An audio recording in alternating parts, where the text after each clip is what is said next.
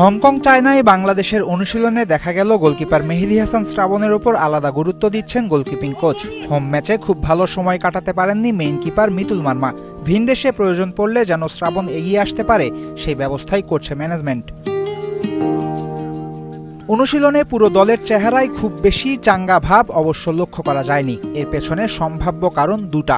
ঢাকার হার মানতেই পারছে না দর্শক খেলোয়াড় কেউই। দ্বিতীয়ত, ঢাকা থেকে ব্যাংকক হয়ে পৌঁছাতে হয়েছে হংকং চায়না।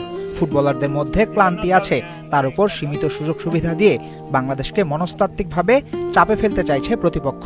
আমাদের দেশের চেয়ে হাইয়েস্ট ফ্যাসিলিটি তাদেরকে দিয়েছি, যেটা আমার যতটুকু জানা, এবং আমরা এখানে আসার পর থেকে এখন ওদের যে ফ্যাসিলিটি বলেন, এই ফ্যাসিলিটিগুলা আসলে সচরাচর এটা ওরা একটা মাইন্ডসেট করতে চায়। এটা একটা মানে হোম যারা থাকে ফ্যাসিলিটি নিতে চায়, তারা এই খেলার পাশে এই জিনিসগুলোকে একটা চেষ্টা করে। তো সেই চেষ্টাই যারা করছে, যেটাতে আমরা আসলে ওই রকমভাবে প্রফেশনালি আমরা এখনও হইতে পারিনি। সেই জন্য আমরা অনেক সময় চিন্তা করি যে না, আমরা হয়তো সবচেয়ে বেস্ট তাদেরকে দিয়ে আমরা করব। আকাশে বাতাসে গুঞ্জন, সময় ফুরিয়ে এসেছে কোচ কাবরেরার। 14 অক্টোবর হারলেই বাঁচতে পারে এই স্প্যানিয়ার্ডের বিদায় ঘণ্টা। কিন্তু কাবরেরার হাবভাবে চাপের চিহ্ন নাই, বরং ঢাকায় তার দলের পারফরমেন্স কোচকে সাহস দিচ্ছে। বাংলাদেশকে এত ভালো খেলতে দেখেনি কেউ আগে। First half of the match is probably the best football we have ever made since I'm here in 4 years. So the lineup did a fantastic job.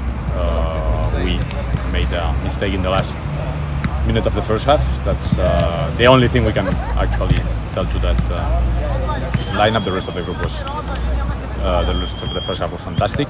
এদিকে ওই দেশের মাঠে ফুটবলারদের সাথে গ্যালারির চাপও সামলাতে হবে বাংলাদেশকে। অত্যাধুনিক কাইতাক স্টেডিয়ামের 50,000 টিকিট বিক্রি হয়েছে 1.5 ঘন্টায়। কিন্তু দর্শক চাপ ভয় ধরাচ্ছে না খেলোয়াড়দের, বরং উপভোগ করতে প্রস্তুত তপু বর্মনরা।